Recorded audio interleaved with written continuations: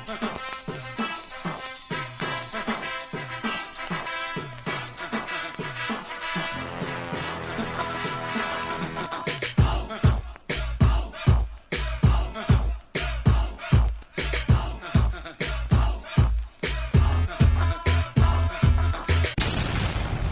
you not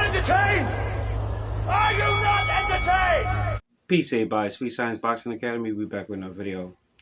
All right, y'all.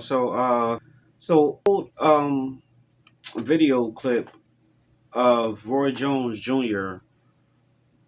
Came out. It just resurfaced of him talking a few years ago. I think this is probably about like 3-4 years ago, where he was saying they was asking him about a fantasy fight between Gervonta Tank Davis and Terence Crawford at a catchweight.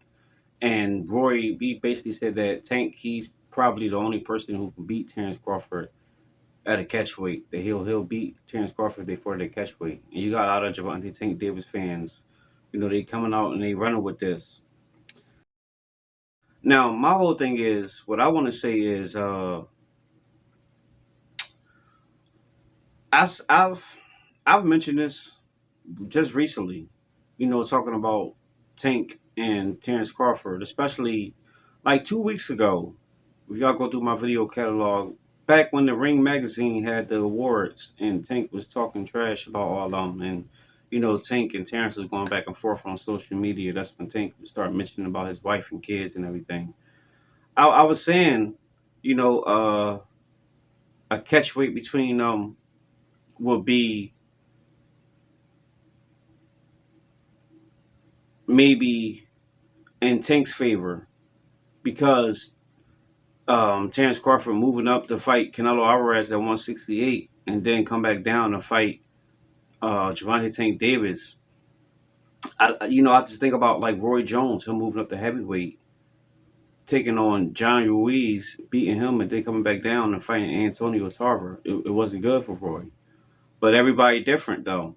But still, that's still not good for the body. So depending on the weight it will be at, Tank probably would be I would probably want to say he will be the favorite, but it would favor him in a fight just due to that fact of Terence moving all the way up and then having to come all the way back down. It would be just like how what Tank did with Mario Barrios and Ryan Garcia. It's just these the weight, skillful or not, the body is a mug, and you doing harm to the body, it's going to show up and show out, especially when you put your body through a lot of stress. And fighting is one of the most ultimate stress you put your body through.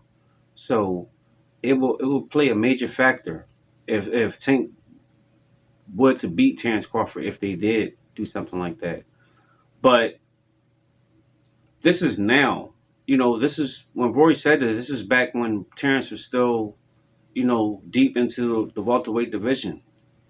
So let's say if Tank had moved up to maybe like 144, Terence had to come down to 144, then I still would see Terence Crawford beating him, because, it's still, he still was walking around, he still was a welterweight.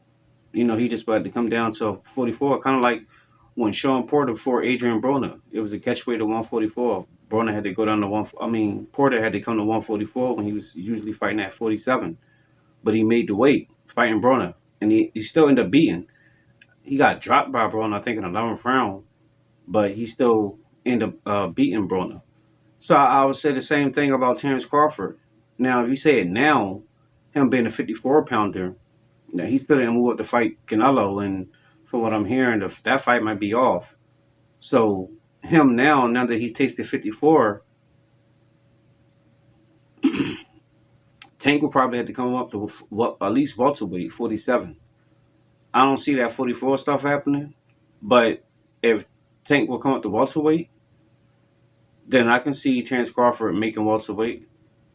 It'll be hard, but he'll make it, and I still got Terence beating him. And he'll coming down to like 44, 40, then that might be more of an even fight. So it is what it is.